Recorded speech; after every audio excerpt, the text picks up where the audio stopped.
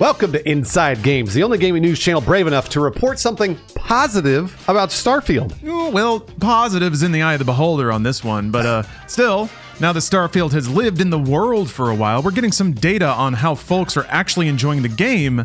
And shocker, it tells a very different story than the internet might have you think. Especially when compared to Baldur's Gate 3. What, the game that came out of nowhere to remind us about that other kind of RPG. You know, the one where you actually play a role in a game rather than clear out the 15th identical raider base just to level up once. If I get that level, then I'll learn how to drive a ship, and then a whole part of the game will unlock. It's good stuff. Right, yeah. And while Baldur's Gate 3 received accolades from critics and fans, including Game of the Year at the Game Awards, Starfield's reception, a little more mixed. Yeah, to say the least. Some Starfield players felt like the game's world was a little empty, or a lot, and have left mixed reviews on sites like Steam. The response even prompted some of its devs to argue with fans and accuse them of not knowing how games are made. Not really a good look here. Yeah, Steam users even trolled Starfield by voting it for the Most Innovative Gameplay Award. Man, how they gamers can't do shit, man, but they can get that going. I love it. Let's be honest, that's really tongue-in-cheek considering Starfield pretty much sticks to the Bethesda formula. Yeah. All right, so Starfield had a rocky 2023, but Starfield is winning in one category, and that's time played. And some people would consider that the most important. Based on recent statements from devs anyway, players spent more than 534,000 hours playing Starfield by December 20th, and that's compared to just 452,000 hours on Baldur's Gate 3 as of December 5th. And considering that Starfield came out about a month after Baldur's Gate 3 official release in August, it kind of seems like Starfield won here. Of course, there's a huge caveat here. Starfield was a day one release on Game Pass. Baldur's Gate 3 wasn't. So that might have inflated its numbers. I think probably so. Still, this is one of those times where the math just don't lie. And it tells a very different story than the consensus in Reddit threads or YouTube comments would have you believe. But what do we know about actual sales? Who did the best out of these two big name releases? Oh man, that's such a good question. But bad news. We don't have exact numbers, obviously. But here's what their respective companies are actually saying about each game. Xbox boss Phil Spencer said last month that Starfield has seen, quote, over 12 million players. And he called it a, quote, tremendous hit. All right, that sounds positive. But again, Starfield was a day one Game Pass title, so it's safe to say that a significant number of those players didn't actually buy the game. They just play it on their monthly subscription. But Phil's not wrong here. The game was the biggest launch in Bethesda history after surpassing 6 million players during week one. It then boasted more than 10 million players less than 3 weeks after it was released. Yeah, so this is really not bad at all for Starfield. I don't think Phil would necessarily lie to us. I think he was positive and happy about it. Yeah, 10 million, that gets you into like hit territory. Yeah. You're crawling your way up towards video game classic there. But as for Baldur's Gate 3, we also don't have precise numbers for that, but the numbers say it's a hit. Absolutely. Larian Studios tweeted last month that more than 1.3 million players had completed the game since it launched in August, and that's a mighty feat. It's like 150 hours or something. And considering that was most certainly just a fraction of the total sales of the game, you can safely assume that a lot more people bought Baldur's Gate 3. Oh, sure. You might safely assume that, viewer, but we here at Inside Games are professionals. We hold ourselves to higher standards. Clown standards anyway. Let's see if we can extrapolate from that completion number and get a rough idea of what Baldur's Gate 3's total sales might actually have been. All right, so keep in mind this is clown math. Let me hear that clown nose. There it is, okay. Larian said that 1.3 million players had completed the game. Public Steam stats show that 17.6% of players earned the All's Well That Ends Well achievement for completing the game with any ending. That's actually really, really high for a game like Baldur's Gate. Yeah, unless, and this might be my Baldur's Gate ignorance, is there a way to just trip into an ending and get that achievement in like the first 10 hours? I don't think so. Pretty sure you have to get through Act 3. I don't know. Anyway, if we assume that the same ratio applies across all platforms or anyone who played the game, that means that the 1.3 million players, those constitute 17.6% of everyone that has played the game, which would put the estimated total sales around 7.4 million. Okay, so to be clear, that's really, really great for a game like Baldur's Gate 3. I mean, if it's true, but it probably is. Yeah, it's maybe not too far off. Larian themselves haven't given any official sales total, but they told Bloomberg in August that 2.5 million people bought the game during early access. And there was a post by the Belgian embassy during the game's release month congratulating Larian for selling 5.2 million copies of the game. An oddly specific number. Yeah, and weirdly, if you add them together, you almost land at 7.4, which was our estimate. So, I don't know, pre-sales, post-sales. Great, okay. Who knows? But at the end of the day, a lot of people sunk a lot of hours into both Starfield and Baldur's Gate 3 last year, and they both sold really well. Yeah, they did. And while Baldur's Gate 3 was the critical darling of 2023, and will continue to be, Starfield showed that a lot of players were still enjoying it a lot, too. Yeah, so I'm always fascinated about this, about those moments where online consensus or consensus in the gaming community diverges a little bit from what the data shows us that people are spending money on and playing. So I'm curious about this, Bruce. Were you surprised by this, that Starfield had racked up more player hours than Baldur's Gate 3? I am kind of surprised about that, because I've heard a lot of people talking about how much they've played Baldur's Gate, and obviously Baldur's Gate is almost infinitely replayable, and in my opinion, a better game than Starfield. But I don't want to venture too much into the internet territory here. However, Lawrence, have you seen the memes floating around about how if you play a game for 100 hours, that doesn't mean you like it? I don't know if you've seen this recently, but people are saying now, like on the Steam reviews, if they played 500 hours and they rated it down, like that's still a valid criticism.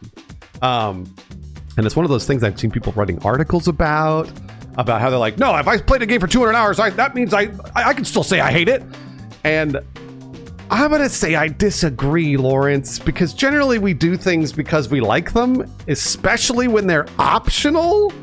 If it's work related, no, but this is a video game. Like, unless you only have Starfield, that's the only game you play is Starfield, and that's the only one you can play. Otherwise, you can go somewhere else and do something else. And I think I've always been of the mind that people do the things they want to do. They make time for the things they want to do, regardless of whether or not they hate it. Like I saw, again, one of the articles was like, well, people watch trash. They watch hundreds of hours of trash reality shows. And I was like, yeah, because they like them.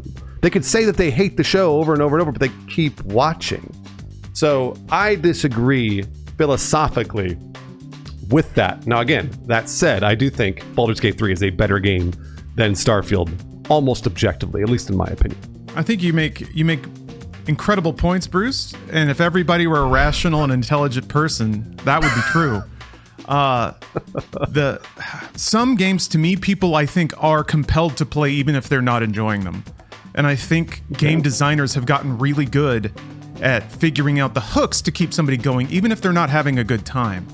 And by the time that those baits wear off, I think a person can put down a controller and be like, wow, that sucked. But that could hit 200 hours in, maybe because the individual player is not so familiar with themselves or the hooks, the empty promises that are keeping them going. I think that could be a case with Starfield. I'll be honest. Like, there's the fact that they gate off mechanics behind levels kept me playing that game a lot longer than I would have otherwise. If I could just pilot ships right from the start, that's a whole 5-6 hours of looking for ships to blow up that I wouldn't have had to do. And I didn't have fun doing that for 5 hours. So that didn't make me like the game more. It just kind of vaguely implied to me that it would get better, and then it didn't. So I think that's where a lot of people are. Now, when you get into hundreds of hours, then you have to start, maybe it's, well, it would have been nice if you knew you wouldn't have liked it 200 hours ago. But I think a lot of people are developing that. And honestly, I think it's a pushback against game design that's gotten very sophisticated about baiting people along. Games of service, games like Destiny, Call of Duty. These games are infamous for having people that play them constantly and hate them, but they're still there. So I think about this with social media these days, Bruce. Every time I scroll on X, I don't feel good. Oh yeah. And I have to start catching myself because I'll want to just go there because every time there's one good meme, but it takes 15 minutes of dodging weird ads for landscaping services and manliness classes to see it. So it's building in my head. The more I have those experiences, maybe I should just not use it at all. But it takes a while to build up there. So by the end of it, I'll have 2,000 hours in Twitter and rate it down. So I can see how people get there, I guess. And I think Starfield might be a slight situation to that. But honestly, I think Starfield is more like it was made to be a mass market game. Oh, sure. Yeah. The core gamers that reacted negatively to those elements, there's 5 people who have day jobs and don't post on Reddit at all that are happy the way Starfield is the way it is. And I could see it going one of two ways from here. either Starfield just gets completely forgotten and the world gets enamored with Baldur's Gate 3 and plays it over the next 3 years, or Starfield is that game. Because that's what Skyrim was for a lot of people. It was just their comfort cozy game, and they would come back to it and play it for an hour or two. So I think Starfield was made to be that way, with its explicit quest log and never-ending list of stuff to do. So I could see players settling into that. I just think a lot of players that considered themselves the target for Bethesda's design are not the target anymore. Ooh, oh no, that's scary. That's really scary for a lot of people, Lawrence. I got to say, you made some fantastic points, as always, Lawrence, and you represent the gamer. What I want to make sure and say is, you're getting into addiction territory. If you really hate something and you're continuing to do it, look inward, reflect. Because if there's something you played 500 hours of Starfield and then you rate it down, like, you should use your time to other things that make you happy. And that's why I'm like, hey guys, maybe take a look at yourself. I'm not saying that has anything to do with Starfield. That's just more about, in general, video games, television, social media is a fantastic example. So just be aware. Just be aware of the things you're doing and how they make you feel. All right, we also have an Inside Games Patreon. These people support our Patreon every single month, and they are teams Starfield: Brian Cosner, Crabfoam, Mason Hoover, and Charles Gard. Oh, those are fighting words. My patrons just grabbed some bike chains. That's right. Team Baldur's Gate 3 is hitting the streets.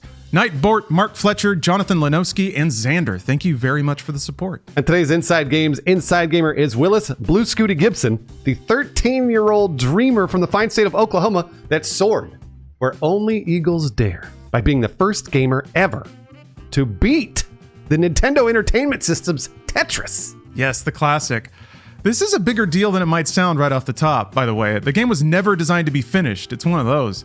For most of the game's history, all the professional players assumed that it was unbeatable due to some physical restrictions about the human body and how the NES's controller worked. The journey involved multiple advancements in the Tetris technique in recent years from the game's community, really, such as developing faster ways to mash inputs and better methods to visually parse the game when the colors start glitching out. It's really fascinating. This is an amazing story.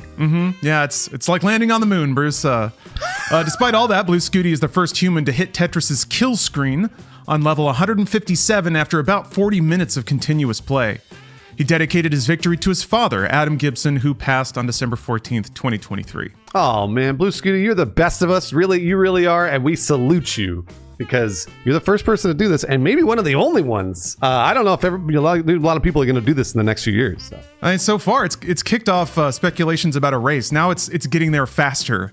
So yeah, there's actually a good interview with Blue Scooty where he talks about it, and if somebody else does it faster, he just wants to get the record right back. So he's still in the mines. God bless him. Also, there was a smarmy Sky News broadcaster and put in her 2 cents about it, and she sucks. Fuck off.